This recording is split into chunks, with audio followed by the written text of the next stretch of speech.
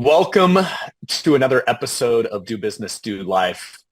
As I told you guys before we hit record, I've been counting down the days all week when I saw this on the calendar. So welcome, Tyler. Welcome, Andrew, to the show. Thanks, Brad. I've been counting down my life for this moment. Well, let's not blow this up too big. All right. But well, guys, as I was thinking how to kick this thing off, you know, as Triad came to be, and there were some early stages of Triad, and there were some early believers in the mission and what we were all about as far as doing business, doing life, and really changing a lot of the focus of this industry that was, as we all know, can be very monetarily focused at times. And I have this vivid image. It was actually Triad's very first live experience, and it was out in Napa, California, at the beautiful, as you reminded me, Andrew, Rancho Caymasin. And at that time, I believe we maybe had just over 10 members, 10, 11, 12. We were right in that range, just getting off the ground. And our mutual friend Bobby had introduced us to you all, and you were checking us out for the first time. And I remember sitting there. The experience hasn't kicked off yet. It was And an event then. It wasn't an it, experience. yeah, it's probably true. It was more of an event back then. You're right. And and I'm sitting there. There's like this little like fire pit area. I think I'm having a glass of wine to just, hey, get ready, for the next couple days. And this tall guy with these streaming locks walks around the corner. And it was you, Tyler. And I'm like, hey, I'm Brad. And you're like, I'm Tyler. And you were the one guy that wasn't, already a Triad member. And I remember just immediately we hit it right off. You and Linda jumped right into the conversation. Obviously met Andrew and Christine a little later. But that is a memory I will never forget because that was like at the very pivotal foundational moment, as Triad was just coming together. So what was your take being the stranger just showing up? I'd love to hear your side of that story. Well, it's really interesting how people come in and out of your life for different reasons and at different times. And I'd known Bobby for years, and she and I had worked closely together, but she had kind of moved on to a different opportunity. But we kind of always just stayed in touch. She's a big fashion person. I like fashion Mhm. too, so we always had that in common. And we just kind of stayed in touch. And she said, "You've got to meet these people." And I always knew Bobby to be a person of high integrity. And so when she said I had to meet somebody, I knew that that was somebody I had to get to know. I had to meet them. And I wasn't looking. I wasn't looking Mhm. at all, Brad. And we were perfectly happy where we're at with the relationships that we had that were long term, 13-year relationship. And being a top five office for those people. And really, as I look back on that, I realized God brought that along into my life at the right time.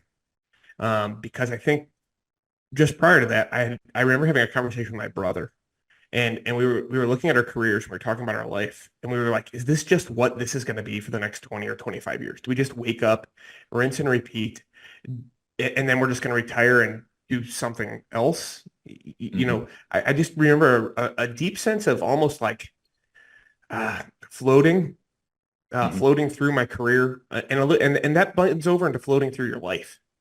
And so, my first memory really getting there was I was like, I can't believe these people are bringing us to Napa, even though we haven't promised that we'll work with them. We haven't done anything, and that spoke a lot about the type of culture you guys were trying to build from the get-go. That you would just welcome in a stranger and treat them like family. Mhm. And the second I walked up to that fire pit and walked up and got in a pool with the people around there and drank a little wine, which helps break down some social barriers, of course. Mhm. You could just sense that feeling that, hey, you're welcome here. We don't know you yet. We don't know who you are, but we're going to bring you in. We're going to treat you like family. We're going to show you how we want to treat you from the word go. We're not waiting until you've signed on the dotted line. We're going to be really honest with how we want to treat you, and setting that up from the very first conversation I ever had on the phone to just being like, I was blown away when you guys said, hey, let's go out to Napa Valley and hang out. great, let's do it. Well, how can I say no to that?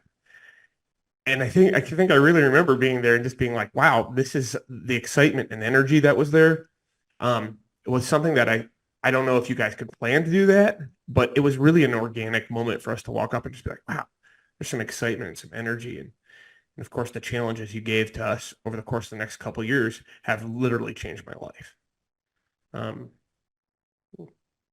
Thanks, man. I don't take those words lightly. And I really appreciate that. Because one thing as I've gotten to know you better that I've always loved is you're real. You're authentic. You are who you are. You're comfortable in your own skin. And those are the sort of people I love to surround myself with. And so I appreciate those words. Andrew, what was your side of that one? Very similar, but like I remember like a lot of things. One, it was like bizarre. It was super bizarre because Tyler and I had actually been to that house that winery we were at, Dakota Shy. Mm-hmm. We had actually been to that house. We've stayed at that house. We've like in a prior life, I guess you could say. Mm-hmm. And like we never in a million years would think we would ever be back at that place again. Yeah. And then like all of a sudden we were there. And it was just like it was the most bizarre thing ever. Full circle. I remember telling you, can you believe we're at this place of all places again? Right. And but I remember like that night, the night we of course I got something going on there with the Zoom. But I remember we were at that big long table, right? And everybody's there, and there was 10 offices. There was 10 offices. So and we were like kind of the 11th or newer people. And me and my wife flew in because it was like the one weekend we had something to do. So we showed up late. We left early. So we were there for like 24 hours. It was super fast.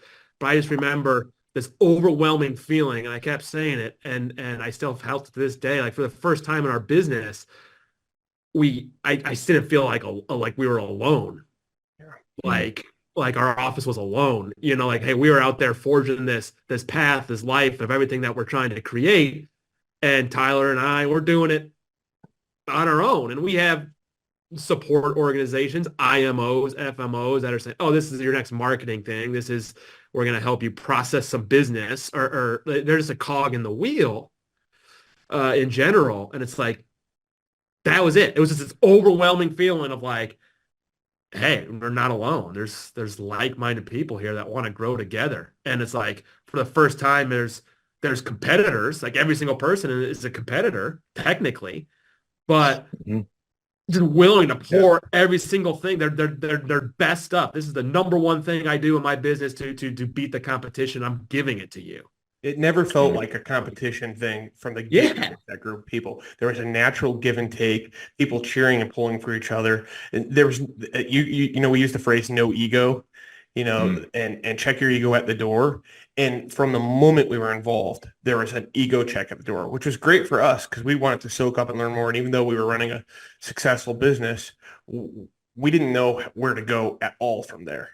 And when you have people in the room who are like, have the same story. Started out selling Medicare supplements and graded death benefit policies out of the trunk of their car, just like I did with my dad 20 years ago.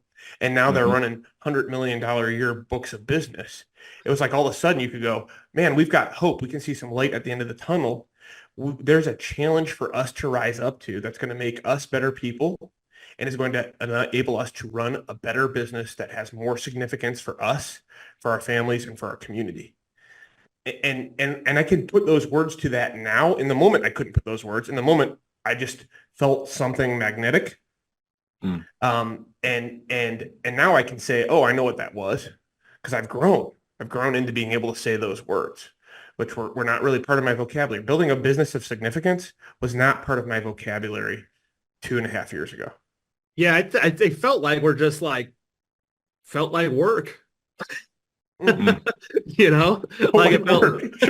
felt like work. It felt like we were building something so that we could have some sort. We're Simon talks about the infinite game, and we were playing a finite game. Like, hey, look, how can we just make more money so that we can do more stuff with our families or whatever it is? And then all of a sudden, something you just said there was super interesting, dude. Was like, I wasn't able to put words to it then, but I am now. And man, that's so true, because like then I was like, man, I don't feel alone anymore. Like I don't feel alone. I finally somebody on this journey with us. Yeah. But now it's like it created this like fulfillment.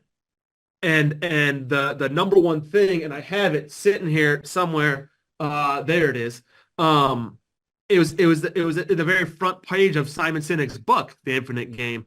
And I won't bore everybody with reading the whole thing, but I highly recommend it. This little thing right here is going to be framed on my desk for the rest of my life. It literally changed my life. And that the last sentence is basically saying, and when our lives are over, those who joined us on the path to fulfillment will keep going without us and inspire others to join them too. And like now, like that's what that felt like. That's what that, I didn't know what it at the time, but that's what that weekend felt like to us, is like, wow, we're on this path of fulfillment and we're going to keep going. And when we're gone, now we're now part of something bigger than ourselves. I think everybody, like, that are very human nature, the number one thing that people want to do more than anything, I believe, is just like belong. You want to belong. And it doesn't, in order to belong, it doesn't mean you have to hit a certain number or right amount of business or be XYZ. It's just like you belong. Andrew, I don't know, we get so trained by this industry to perform, get onto success, the Eden treadmill, right?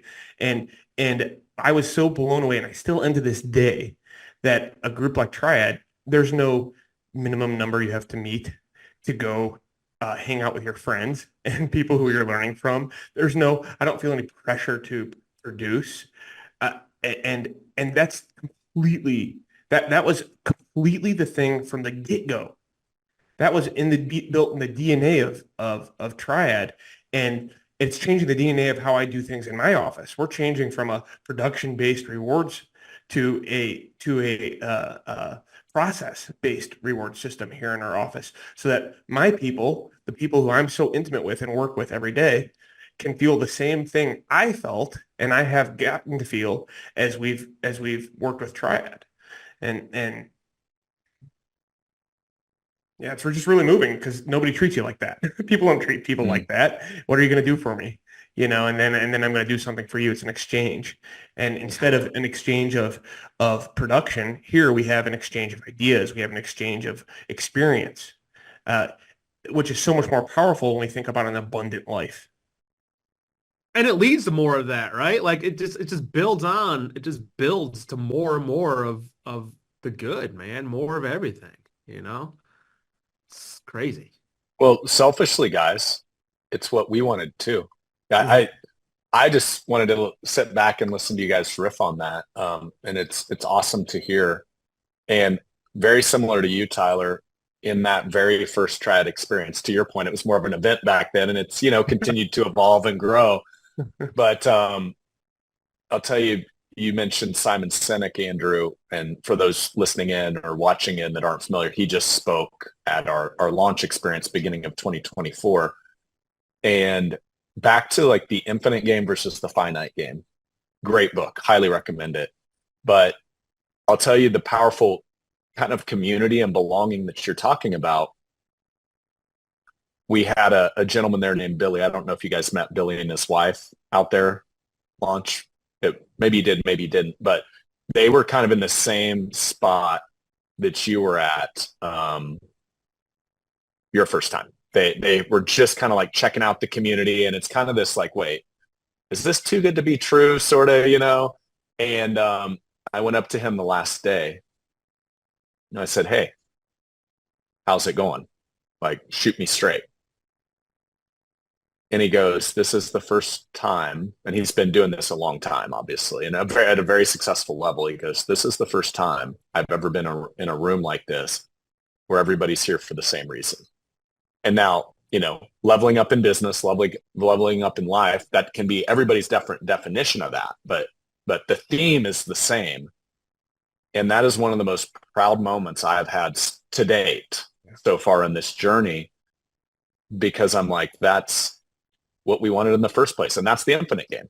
It's like you don't ever want to stop playing that game. If you're leveling up in business, you're leveling up in life, where the finite game is, to your all's point, the game that a lot of finance plays or has been trained to play of like, here's the new number we chase each year, all production based. And so it means a lot for you to hear that from you guys. But it's really cool when you bring in an outsider that's like never experienced our community ever, and they say it, and it just shows the power of the community you all are a part of. So it's like, basically Sean and I are like, let's not mess this up, right? Let's stay true to what we're about and like truly curate the community on, doing business, doing life, checking the ego at the door, everything you guys have mentioned. So yeah, that's amazing. I mean, it's like, I think about kind of, again, going back to that, the industry, that get your numbers, all that's like, essentially you can have a better life for yourself or whatever that means financially. Like, it's like it out there.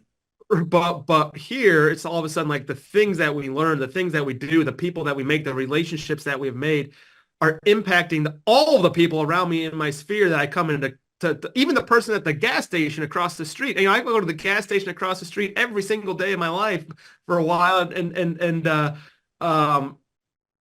same person checks me out. I didn't even know their name for like 6 months, and it's like, because of like working with Chris Smith and working with the coach and talking about like, hey, why don't you try to like show up like a leader in your every single day life, and next time you go and order a coffee, order that coffee like a leader. And it's like, now I've struck up a friendship with that person. I've told them what I've learned. They said, hey, look, I went and do this now, and I did this, and they impacted other people's lives. I talked to a security guard at the on Saturday night at lunch for like 25 minutes about all the possibility of things he can do in his life. And now he's like starting a podcast and doing all this stuff. And he reached out to me on Instagram and he said, thank you. And like all of that is because of this relationship that we've had. And it's like, that's what's freaking cool, man. It's like, it's not just my life being impacted. It is all the people around me's lives being impacted. Yeah. I'll just mention on that real quick if I could, because this has been an incredibly powerful thing that we're talking about here, because it's great when people want to help you grow your business, but the fact that our lives are growing is really the thing that's impactful for me, because it's helping my business and we're growing our business. But I actually shudder to think where I'd be today if we hadn't reached a fork in the road and taken a bolder path a couple years ago. I just think that it would have been anxiety thinking about it, man. Yeah, I do. I literally break out in a sweat about it. And I worry about who I would be, because so much of, we talk about like growth doesn't happen when you're comfortable. That's kind of a theme for my family this year. We're going to take a month off this summer. And right now we're trying to go to sailing camp. We're going to, as a family, learn how to sail a boat together, which we live in central Illinois. We don't have a lake bigger than a puddle within 100 miles. And we're going to do something uncomfortable just because we want to push ourselves to grow. And when you guys came along and challenged me, you challenged us not just at a level, because we weren't in growth mode. And now I don't even refer to it as growth mode anymore, because I'm a big believer that like growth mode sounds like it has an end to it. Like, boy, we're in growth mode now, but someday we're not going to be in growth mode. And then it's going to be laptops on the beach mode. Like we won growth mode. We still have to keep living and playing and doing our business. So we don't think about it as growth mode anymore. But back then, the words I needed to hear were simpler than what I'm capable of thinking about now. And back then, when you guys challenged me to enter into growth mode, I didn't realize how hard it was going to be. I said yes. And if I'd known how hard it was going to be, I wouldn't have said yes to that challenge of coming along on this journey with you guys. But that growth mode has made a huge difference in me as a human being. Yeah. And the thing that's amazing about that is I don't think I ever thought about my business and my business relationships helping me grow as a human. I think I just assumed that I was a human over here on one side and I was a business person over here on the other, and the two shall never meet. Yeah, the things I like to do, the things I like to do over here don't have anything about what's going on over here. The thing that I do at a desk here doesn't have anything to do with what I do when I'm with my wife and kids and friends. And now I realize that I can show up in both of those places as the same person, and my entire life is much more authentic as a result. I love that. That's awesome to hear. And so same for me, guys. Like Chris Smith, it's fun. Like actually we're podcasting here. The way I met Chris originally was he was introduced to me by a guy named Garrett Gunderson who came on my prior podcast. And he's like, oh man, you got to have Chris on. He's awesome. You'll love him. Grew up in finance. So we did a episode probably back in 2016, 2017, sometime around there. And I was like, dang, it was like many mic drop moments, as you all know, because you've been on plenty of calls with him. And what I love is back to being authentic and not saying, here's my work life and my personal life, and I'm two different people. That was one of the things I always appreciated from Chris is like, he's authentic. Like he says stuff and he's not like some thought leader that's up on a stage saying something and then he's like smoking a pack of cigarettes behind stage sort of deal, you know? That sounds kind of fun. I don't know. Maybe we should do that sometime. Get it to be both. But anyway, we were just out in Kansas City and he flew in and did some additional work with Triad. And we actually met. This is a fun story, but it reinforces your point, Andrew. So Braun was finishing up his football season, and so he had to practice in Kansas City. Chris flew in. He just hops over to practice. We all ride back from Kansas City together. And I'm like, dude, you got to get some KC barbecue. So Q39, stellar brisket. Sure. And so we show up. It's like 8:57.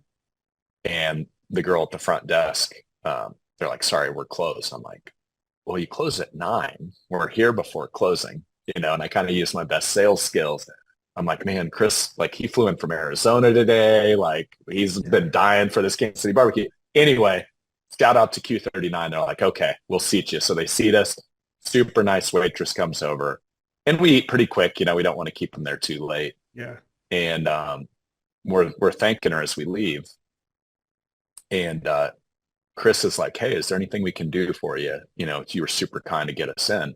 He goes, well, yeah, you could leave a Google review. And if you mention my name, that would really mean a lot to me because a lot of people find us through Google. So anyway, go home. Rest of the trip goes on. And like 2 days later, like after Chris is back home, he texts me. And he's like, hey, I forget her name. I think it was like Ashley or something. It's like, hey, did you leave Ashley a review? And I go, man, I was actually just thinking about that, but I haven't yet. And he goes, I'm just typing mine up now. And one of the things I've taken from Chris is this saying of be your word. Yeah. If you say you're going to do something, do it. That's like a testament to your character as a human. Mm-hmm. And that like just shows like he made this like offhanded promise to this waitress that he's never going to see again the rest of his life. And to follow through on that and be your word. And to your point, like that works in business, the promises you make to your prospects, your clients, it works in life and how you show up to a random like gas station clerk, you know, to your point, Andrew. And I just think it's so powerful. Like those little lessons can apply everywhere. So I just wanted to share that because I was like, that's like spot on to an experience I had the other day with Chris. Boy, yeah, they do. I love that be your word too. It's amazing how many people aren't, or it's amazing. Like if you just do something you say you're going to do, that people are actually shocked sometimes. Yeah.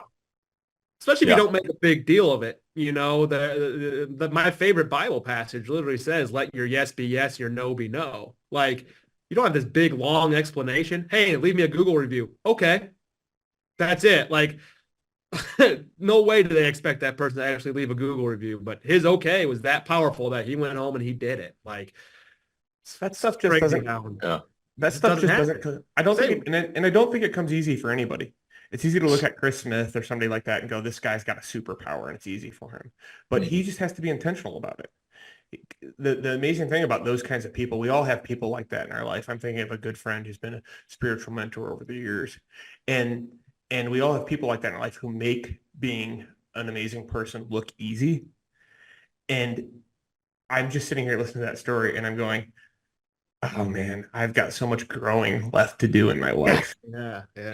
And one of the things that's exciting is that I now, you know, even as a 40-year-old man, I now look at my life as kind of like, oh, I've got this growing to do and I'm actively seeking out opportunities for growth rather than opportunities to be lazy or to not grow, to be comfortable.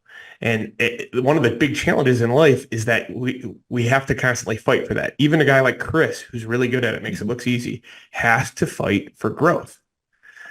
We have to make the decision in our minds, in our businesses, with our spouses, with our children, with our own physical bodies, with our spiritual growth. We have to fight for growth. And you just can't give it up. Because if you do, you stop growing, you start dying. My dad used to say that all the time. If you're not growing, you're dying. And now I say all the things my father said because I'm turning into him. Isn't it crazy how that happens, by the way? What so my dad's name is Brent. And I said something the other day. I'm like, dang, that's the same stuff he used to tell me when I was a kid.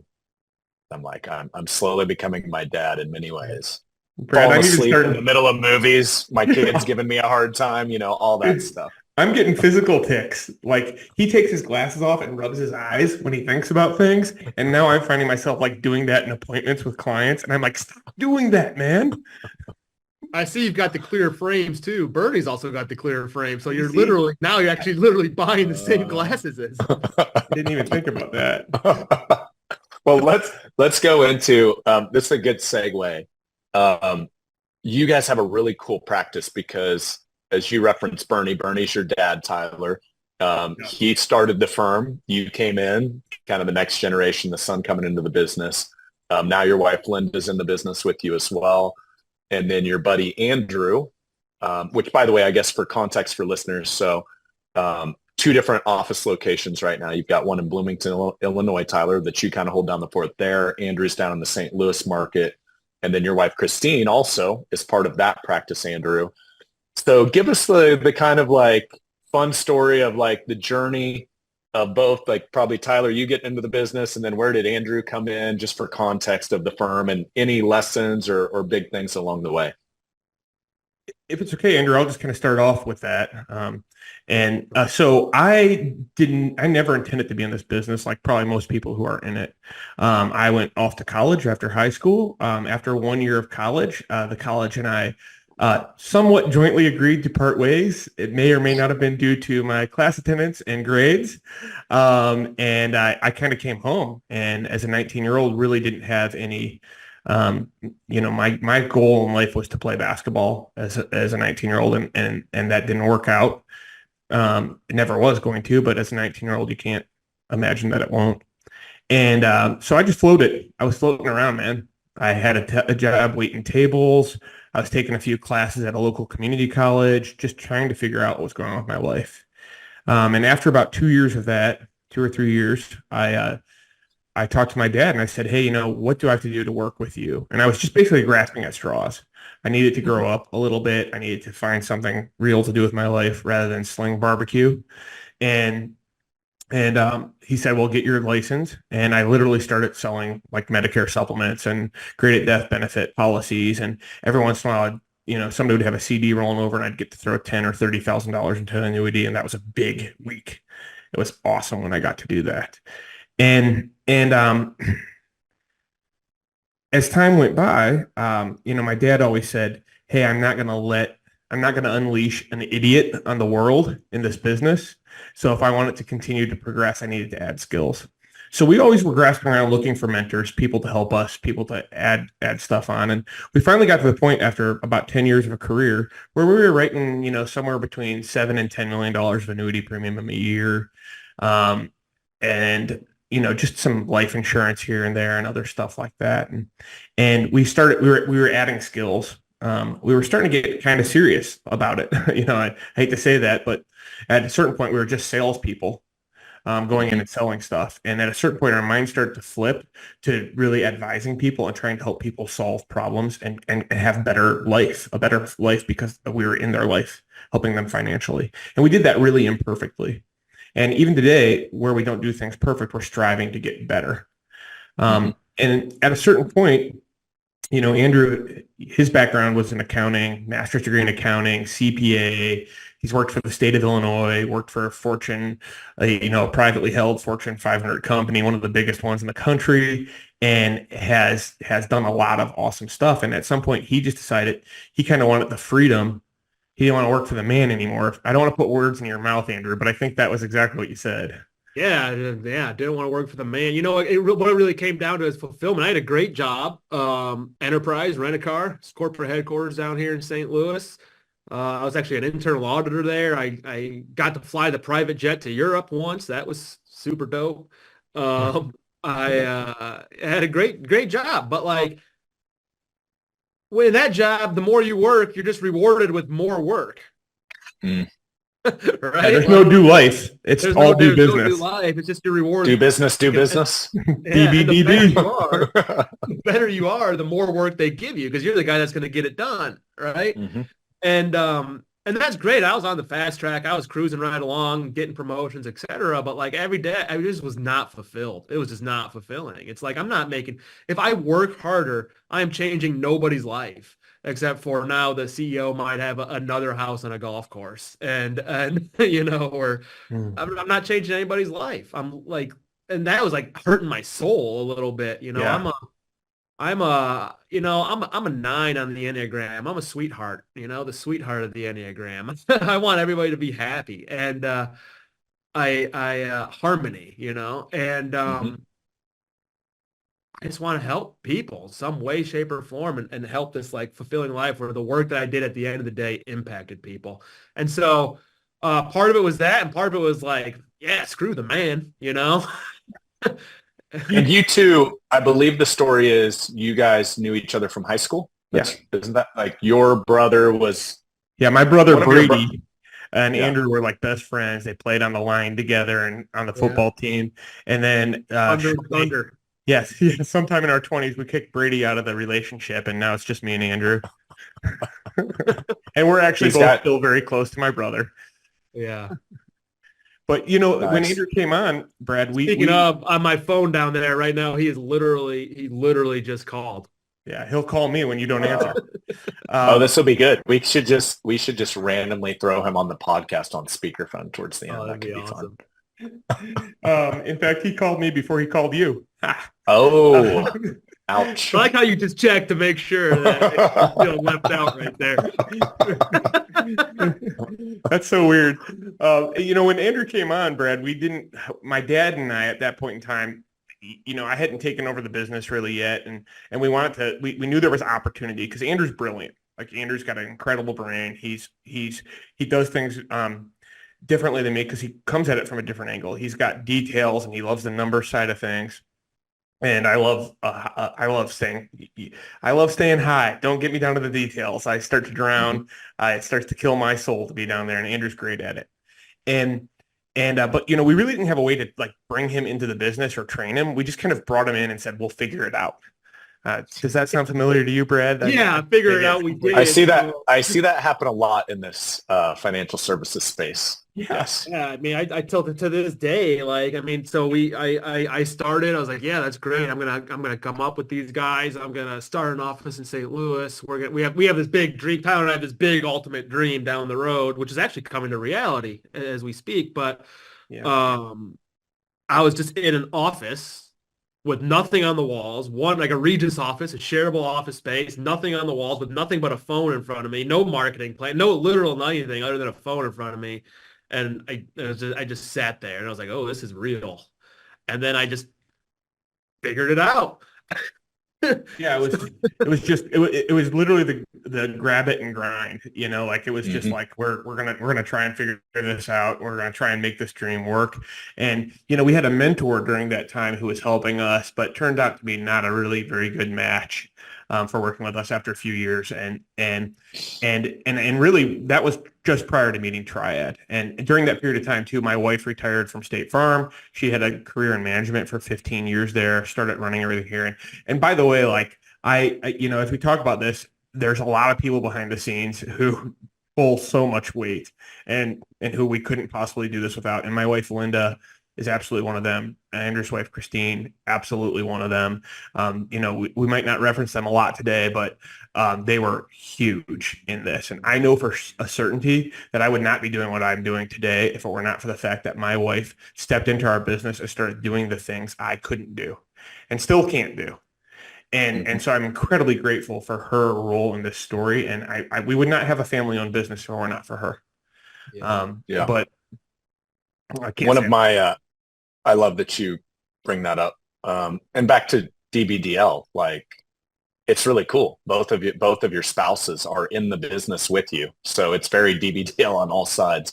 One of my early favorite memories of Linda, this was back to the Napa story where we all met. We were there at Dakota Shy under the redwoods and that back little patio area. And you all were sitting at a table and I came over and she goes, I think I just became best friends with your wife.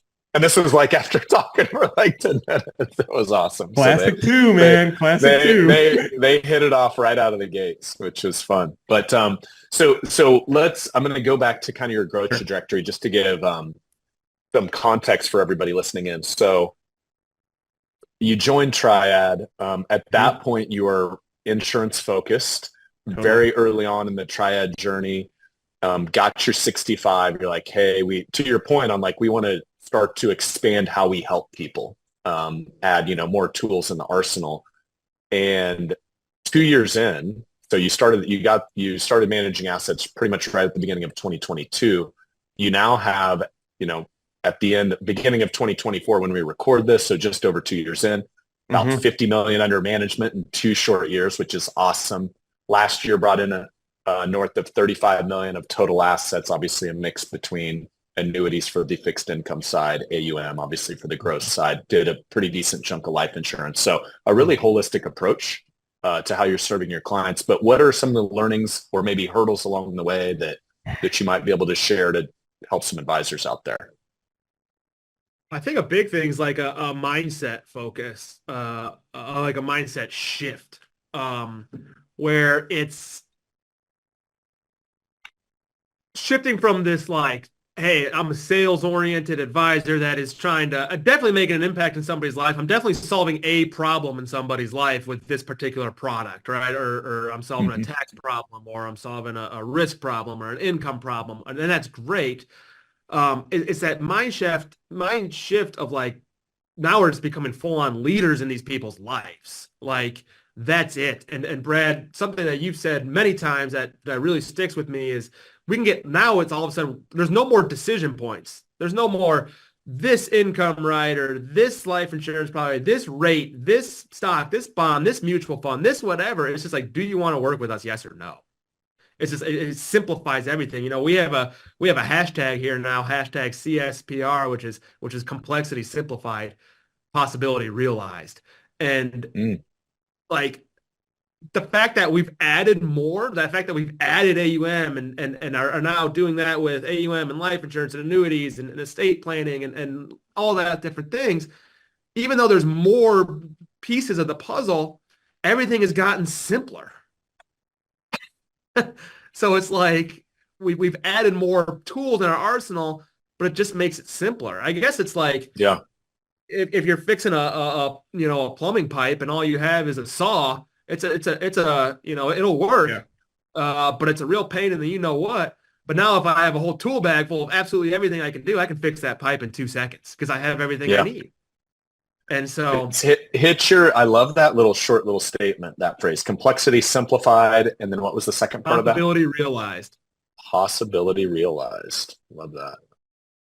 Yeah, you hit something there at the end, Andrew, that the word fiduciary has been weaponized in finance. This is my opinion.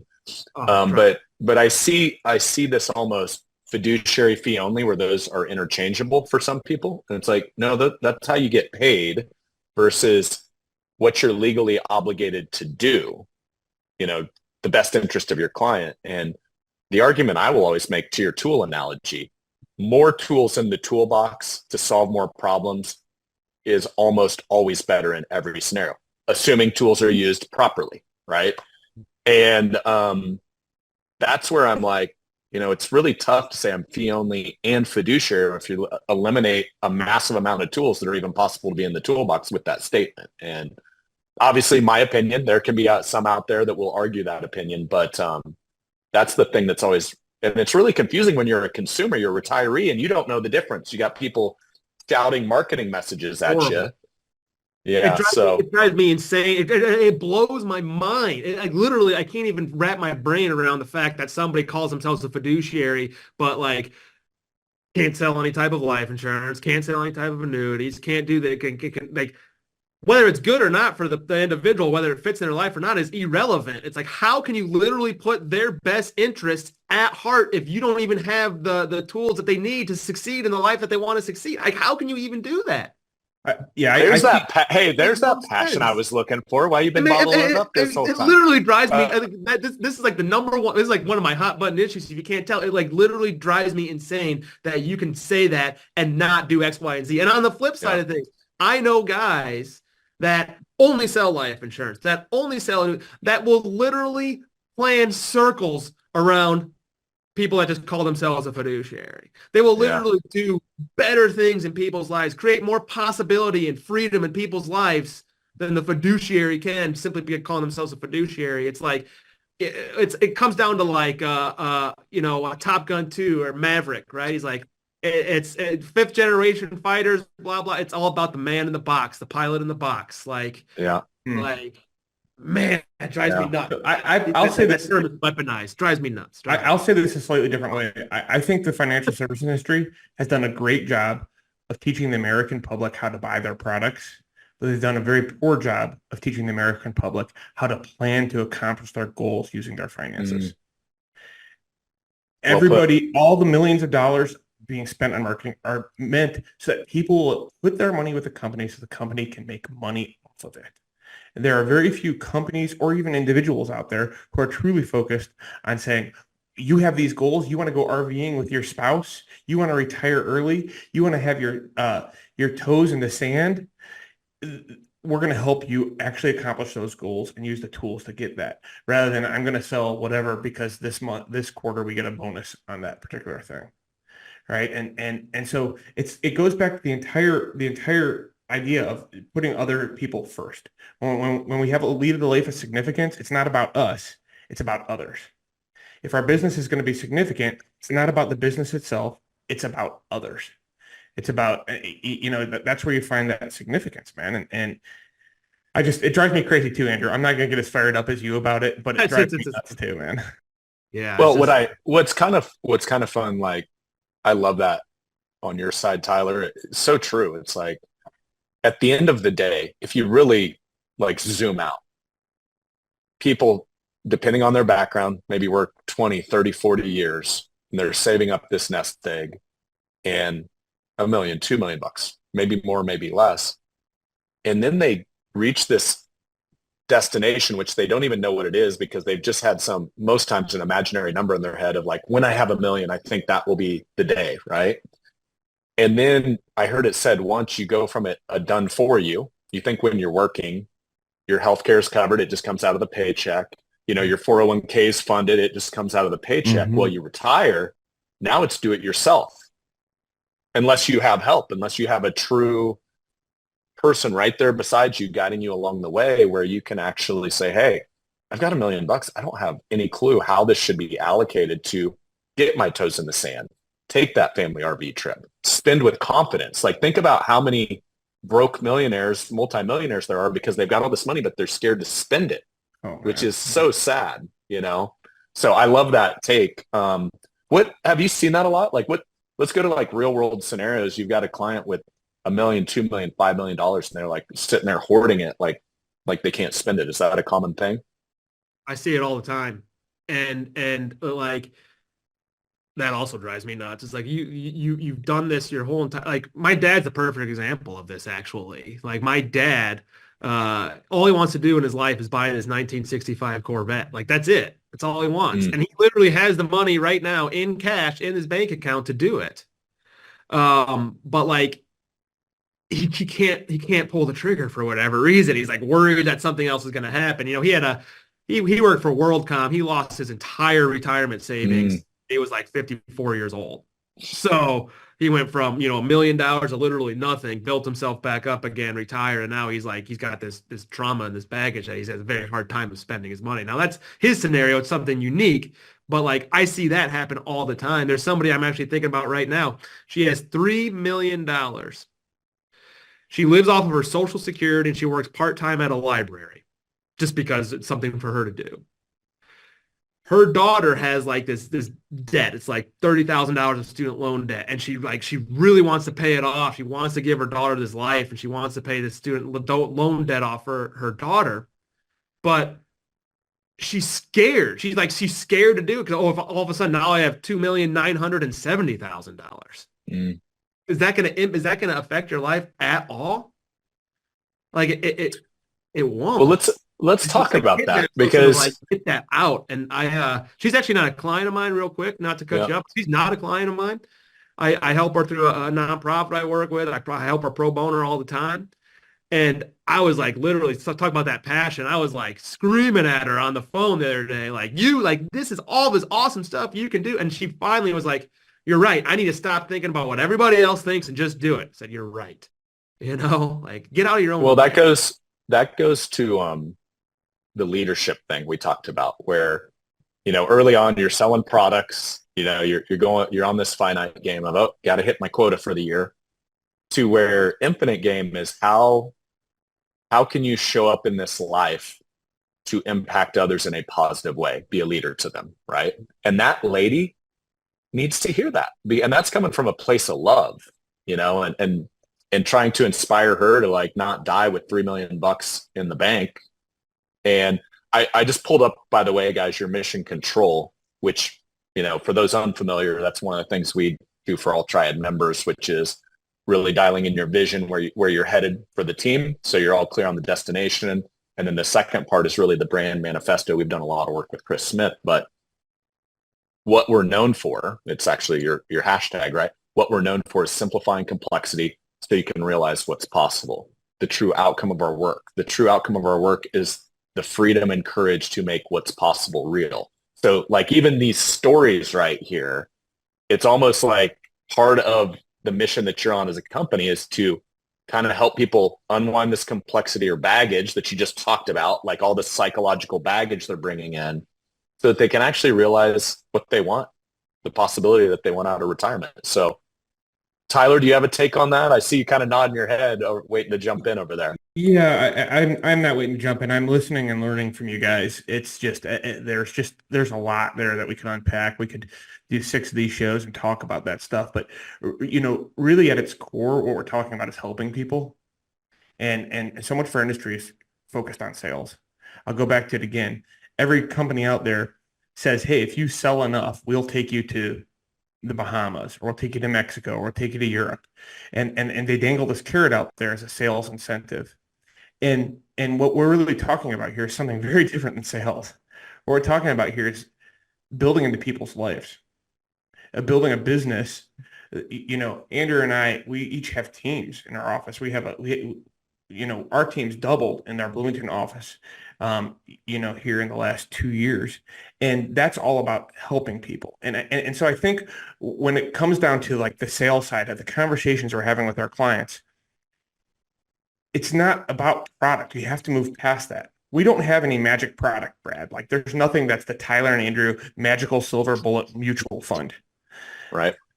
And we have the same stuff everybody else has, with maybe a few wrinkles that we have access to. But for the most part, it's the same stuff everybody else has. What we really are trying to do is put those tools in a way that can help people. And so our conversations now, when we're sitting across the desk from clients, they're going from product, hey, check out this cool illustration, look what it's going to do to you, or do to your financial life, or do to you. and then we're really just pushing through to meaning. What's meaningful in your life? How can we accomplish what is meaningful? I have a client right now. He wants to build $1.5 million house in 2 years in Tennessee on a golf course right on a lake. It's gorgeous, right? It's going to be amazing. He has the plans. He brings them in with him when we meet. His question is, how can I get it done? We're not talking about products or process or tools. We're literally sitting there and talking about his dream and helping him have the confidence to do it. He's worth $6 million. He can build the house. He just wants to have the confidence to know he's doing it the right way. And so in order to give people that confidence, we've sacrificed and worked really hard to get to the point where we can communicate in those terms, where we can show people, we can back up what they're trying to accomplish and give them the courage to do it. And ultimately what our practices are really becoming is like little factories of courage, where one by one we're cranking out courageous people who are going from a life of success in their working careers to a life of significance in their retirement careers. And what we're really trying to do is we're using some widgets, but those widgets are just creating more courage for them to leap into that abundant life of significance more. I can speak about this passionately, and Andrew can too, because it's something we want for ourselves. When I sit down across from somebody who's 60, 65, one of the great things about working with people who are retired as a younger person is I know I'm almost there. It's right around the corner. I'll be that age just in the blink of an eye. It'll happen like that. And I want the courage to be able to do that just like I want to give it to them. And we know we didn't get there by ourselves. We became a better version of ourselves, but we had help. Right? Andrew and I both became better versions of who we once were, and we committed to that. We didn't know exactly what we were committing to when we said yes, but we knew that there was a better version of us out there, and we had help. You referenced the different documents and things, the launch plan and our brand manifesto and all this stuff. We didn't do that ourselves. It's easy to sit here on a podcast and talk about that stuff and people listen and go, wow, how are Andrew and Tyler so smart to get there? But we had partners. We had people who believed in us that we in turn believed in, and we partnered and worked on it together. And that's the type of thing we want to bring to our clients, to know that, hey, we're not asking you to do anything we didn't do ourselves. When a client sits across from us, we're only asking them to come along on this journey, the same one we did as well, and the same one we're currently doing. Have the courage to step out and do that. And you know, we can be bold with our clients and just tell them that. I tell the story all the time about when I met Triad. There's two big moments in my life that changed my life permanently. When I married my wife and when I said yes to Triad. Those put me, and Brad, I see you smiling right there, but I want you to know that I would concur with that. I want you to know those are two giant. Only when I married my wife, not yours. Yeah, well, that's, you know, those are two giant life-changing moments. I said yes to something that was hard, and I didn't know how hard it would be. My wife and I have been married 16 years. There's been ups and downs. There's been really hard moments. I've been doing this business for 20 years. There's been up and downs and really hard moments. And before I started doing either of these things, the stuff with Triad, the stuff with my wife, marriage, I didn't know how hard it was going to be, but it's growing me. And now I have a wife that I can impact, children that I can impact. My kids' friends, they come over to my house, and I get to have conversations with them and impact them.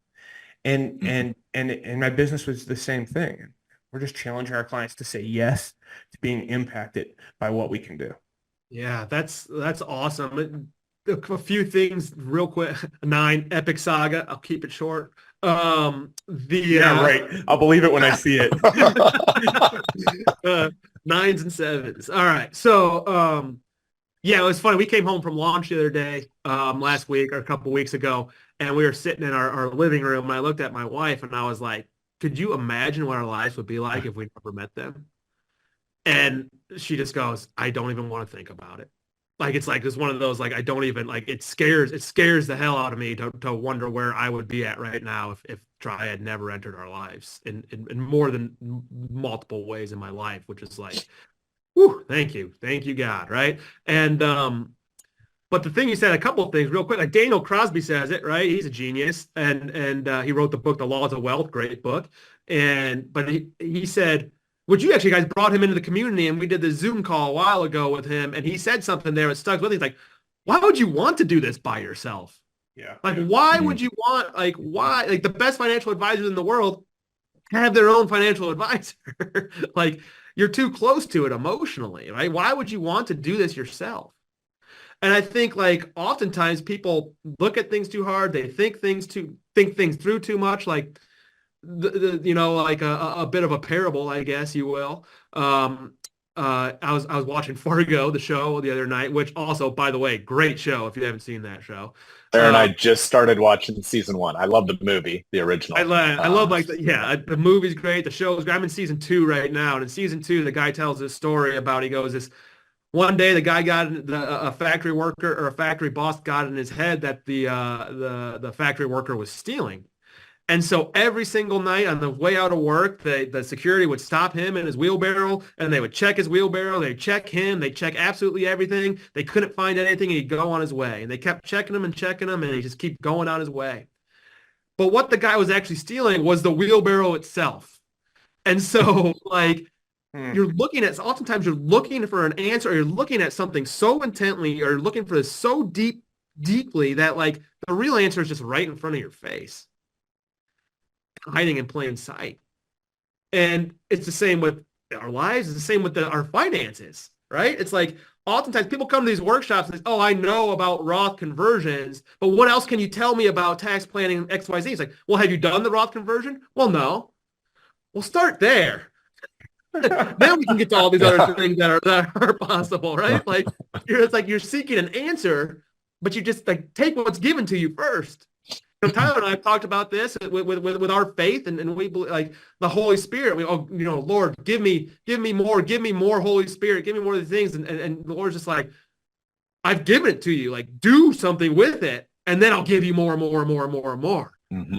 So like, man, like it's just right there in front of you. You can do so much with it. Like, I don't know. Now I'm just at a loss, and my mind's kind of this conversation's kind of blowing my mind. No, it's good, man. There's a quote that keeps popping up in my life. Actually, I was just talking with James out in Scottsdale, and I don't even remember how we got on the topic, but it was basically to your point of like using the gifts you're given versus the pursuit of more. And there was a quote: "You can be rich two ways. You can get everything you want, or you can want everything you have." Mm-hmm. And it's so much of that in life is just like the lens you're looking through. Mm-hmm. Is it abundance or is it scarcity? Mm-hmm. And I love that take. So I want to go to, we've talked about a lot of kind of what we've pulled out as far as why your business exists, what you do for your clients. The coaches, Ryan and Nick, were just sharing with me the other day. They're like, man, make sure when you're on this conversation with Tyler and Andrew, ask them about the team rollout. Because one of the things we haven't talked about, you mentioned a little bit, Tyler, like your gratefulness for your team. And obviously it's grown pretty substantially since you've joined Triad. But I feel like oftentimes in finance, unfortunately, there's this focus on clients, prospects, and the team is forgotten. And you really like poured into them recently, really said, hey, here's the vision, here's where we're headed, here's what it's going to take to get there. And really pouring into the team has been a very common characteristic of the firms I've seen scale the quickest, with alignment, with a great culture. So how has some of that work impacted the team? Yeah, I think that there's not a single person on our team who comes here and just punches the clock. And one of the things that we do that's very practical is we, on our Monday morning meetings, when we get together, I should probably brand that. It'd be pretty cool to have a brand Monday morning meeting. But on our Monday morning meetings, when we get together, we spend the first 15 or 20 minutes really just on culture and vision. You guys have said it and a bunch of times, culture is kind of the secret sauce. It's the secret ingredient that makes this entire thing go. And so we actually spend 15, 20 minutes, a half an hour before we jump into what's going on this week, what needs to be taken care of, what fires are getting put out. That stuff's always going to be there. Daily aggravation is just part of life. But we step back and start our weeks with this idea of culture and vision. And as a result of implementing some of that brand manifesto stuff, our teams started to use that language, not just with our clients, but with each other. One of the things that we talk about around here is like, I'm the leader. I have the leadership position in our office, so I have to make leadership decisions. But everybody's responsible for culture. We're all a leader when it comes to culture. We all show up in a meaningful way in each other's lives when it comes to culture. That is a language I did not have 2 years ago. It was a language I didn't live. I wasn't showing up in my team's life. Shame on me, right? I look back on it now and I go, who did I think I was? Now we're starting to show up in each other's lives in a real way. We took a whole day to sit down, go over our, brand manifesto, our vision, to roll that out with our team. And as the leader, there was a pizza buffet. It was awesome. Yeah, it was great. We had a pizza buffet. Yeah. And as the leader, it was my responsibility, Andrew's responsibility, our wife's responsibility to put the framework around that, to say, hey, here's where, we're crafting a vision. This is where we want to go, right? But then everybody in our team has blown me away with how much they're able to buy into that when we're able to learn and then use language to communicate that to them in a way that helps them understand how that it'll make their life better. There's a few ways you can make people's lives better, and sometimes it's by leaving their life. And we don't ever want anybody in our office to feel like my life's better now that I've left here. And so like one really practical thing, Brad, that we've done, we started a 401k for our clients, or for our team rather. Mm-hmm. And that was something that we didn't never have. We never intended to have.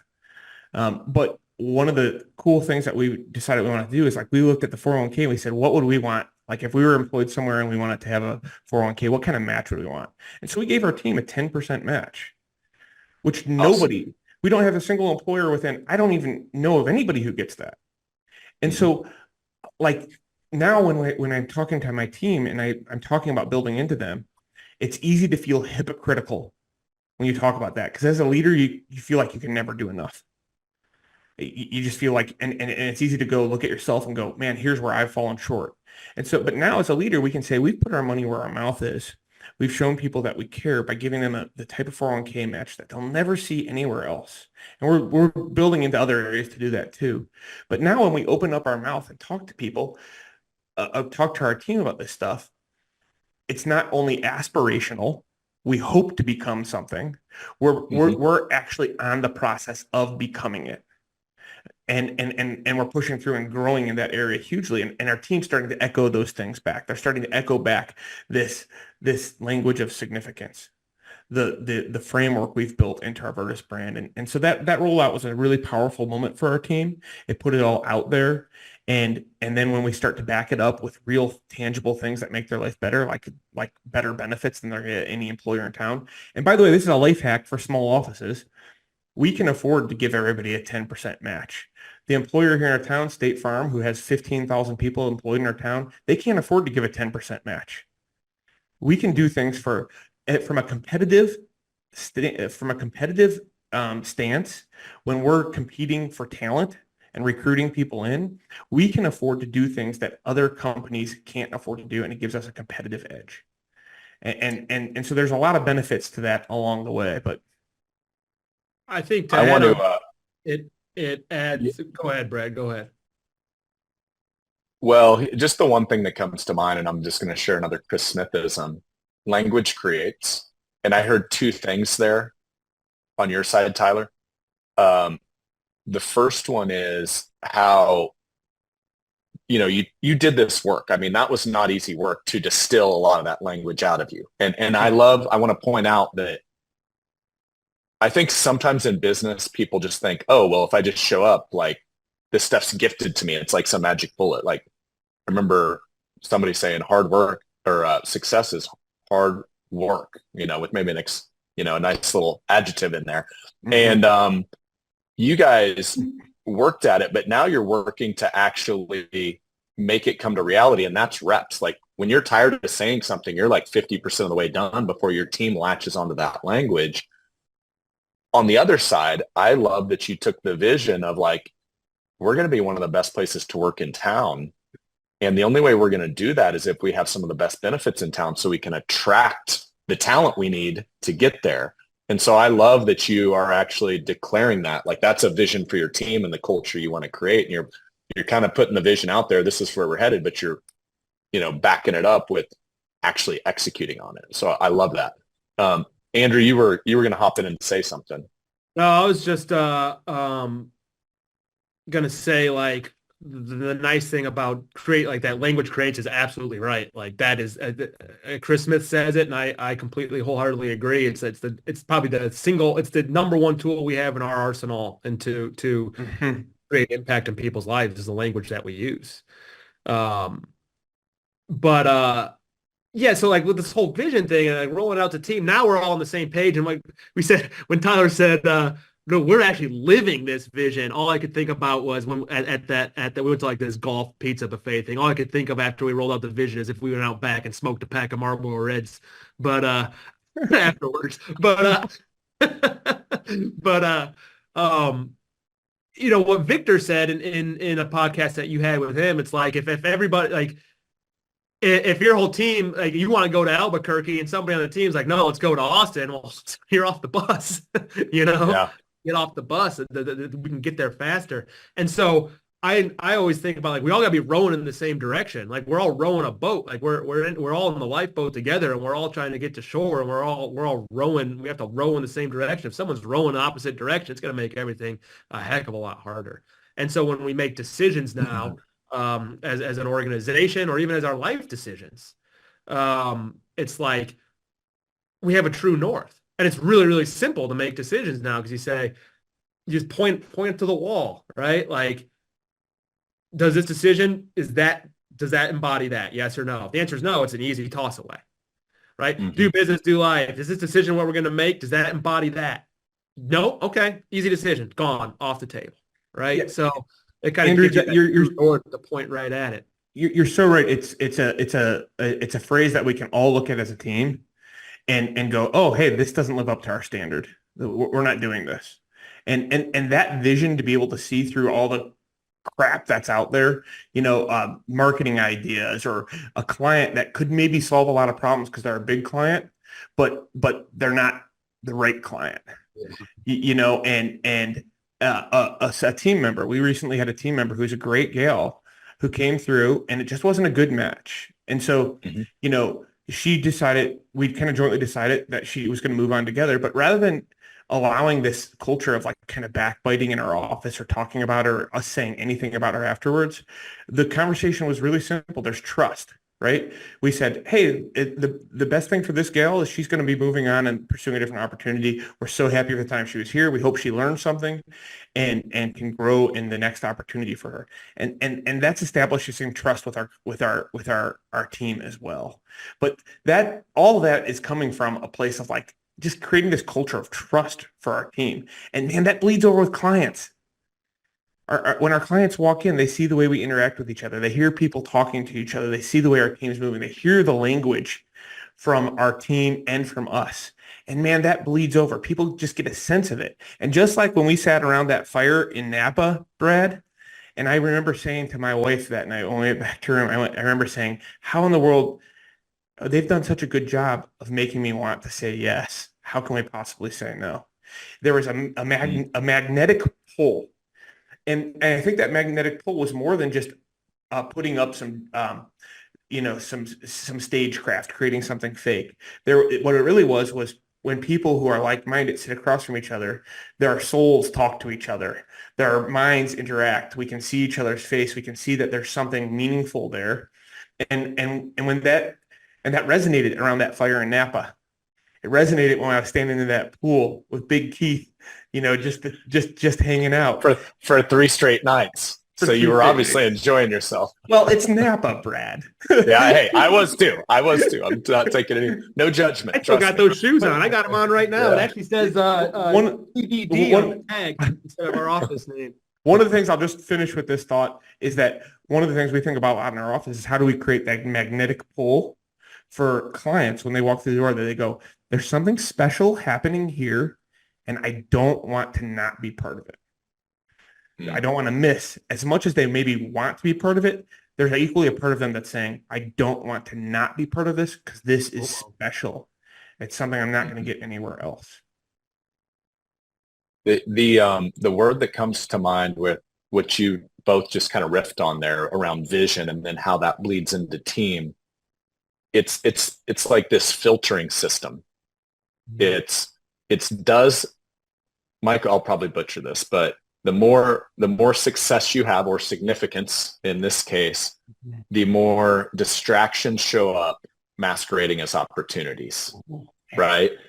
And this filtering system, and it's been so true for us, do business, do life, even the speakers you bring on the stage, does that align with the mission we're on?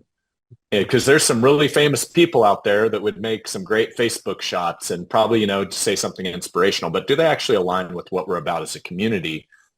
And it's helped us stay true to it. But the point, Tyler, on exiting team members, that is one of the most difficult things to do. And we we have this thing we call them bad words at Triad. Firing's a bad word. Like to me, firing is such like I'm the king in the castle, and you're out of here. Power To move. us, it's like the way we look at it, it's like there's transitions, there's seasons in life. Mhm. And some team members are going to come on for a season. It might be a shorter season. It might be a year. Because guess what? Their lives change too. Just Sure. because they work at your company doesn't mean their lives not changing and evolving. And you'll have some shorter seasons, some longer seasons. And to your all's point, like as long as you stay true to here's the mission we're on, here's where we're headed, it's actually more fair to them to let them know of like, hey, am I on board for that? Or am I not really about that and I should be doing something else? And it's just like, I see like people that aren't true on that. They wonder why they have a toxic culture. It's like, because half your team's not even here for the reason you want them to be here. And you haven't told them that. So that's on you. Like you hired them. You know what I mean? Yeah. So not to riff too deep on that, but it's something I'm pretty passionate about. You know what was interesting too about that, Brad, is I was like as the leader, I was like one of the last guys to know that person wasn't a good fit. Like the rest of our team knew it before I did. Yeah. And so I owed it to our team, the remainder of our team, to show integrity in protecting the culture. Yep. Putting the business first above maybe my fear of having a hard conversation, above maybe my worry about we need this person to do something. The rest of the team was looking at me and waiting for me to realize that this was a scenario. And it became very clear that if I was going to maintain integrity in front of the rest of our team, the way we treated that situation was being watched. Yes. Was I going to be mad? Was I going to was I going to make a power play? Or was I going to treat somebody with dignity while still honoring the amazing culture that we have and protecting it? As a leader, you're a gatekeeper.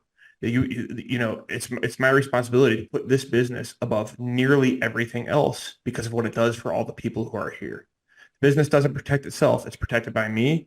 And when I protect it well, everybody else in our team protects it. And they don't bring in people who aren't a good culture match. They're aware of clients and they go, hey, maybe this person's not a great match for us, Tyler. They all begin to protect it the same way that I would.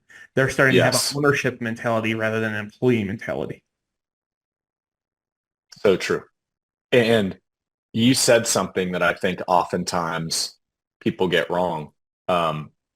Ann Hyatt, who was a few episodes back, who was early on at Amazon and sat like a desk over from Jeff Bezos, she said she goes leadership structure, and obviously there's the CEO, and she said Jeff Bezos inverted the pyramid. So instead of the leader at the top, the leader was at the bottom supporting the team.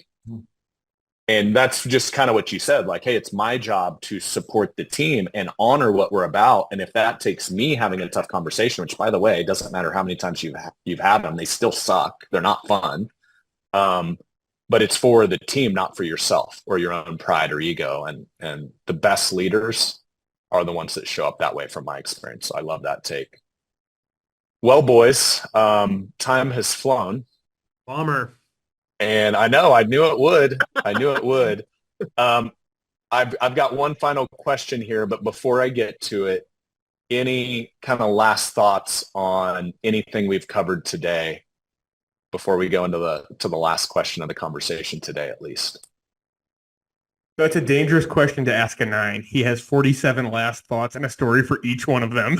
Yeah, that's a pretty dangerous question. And I'm a 7, so I just don't want the fun to stop. Yeah. Hey, me too. I feel that. I'm all right. kind of there with you. Okay. Well, let's go to the final question, and I'll let each of you share your own version. So obviously this is the Do Business, Do Life podcast. That's also our mission here at Triad. And so I would love each of your definitions of what does do business, do life mean to you? So I'll go. This has changed for me as well. Early on and still to this day, every time I hear this question on your podcast, the first thing that always pops in my head is just do business with people you want to do life with, period. Like in its most simple form. Like to say, like we talked about, oh, you don't want like just because a client has $4 or $5 million and could do really great things for our business, like doesn't mean we want to do business with that person. because our values don't match up, our goals don't match up, we're just not a good fit. Doing business with Triad is a no-brainer, because like when we get to go to the family reunion or the founders retreat experience, like those are like they've been my friends. Like you look at John Merkel and Dylan Bond, they didn't even know each other, and that's like the greatest friendship I've ever seen. That friendship can literally move mountains. And their bromance rivals your guys's. It's 1 and 2. I mean, it's insane. I mean, they win. Their bromance is out of control, and it's like I don't want to be that close, frankly. It's too much. That was, and like every time I see them at these experiences, my face lights up, and it's like, you guys created that, right? You're doing business with people you want to do life with, and I think that's really, really important. And then as it's transformed, as and I've talked about it all day during this podcast, not to get too crazy with it, like doing business that literally impacts the life and the life of the people around you. Like the work that we do, yeah, sure, we can go sell products, and yeah, it might make a positive impact on somebody's life potentially, or protect them potentially, but like, is that really truly impacting their life?